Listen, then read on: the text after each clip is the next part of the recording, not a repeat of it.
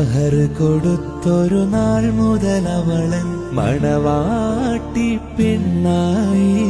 മരണം വരയൻ കൽബിൽ ചേർത്ത് അവളെന്റെ റൂഹായി.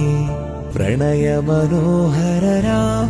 അവളുടെ കാതിൽ ഞാൻ കിസ ചൊല്ലി.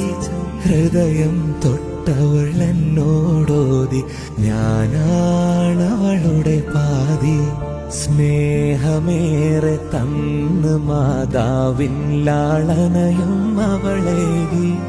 ദുനിയാവിൽ സുവർഗത്തിൻ പ്രണയപ്പുഴയിൽ ഞാൻ നീന്തി. ഓ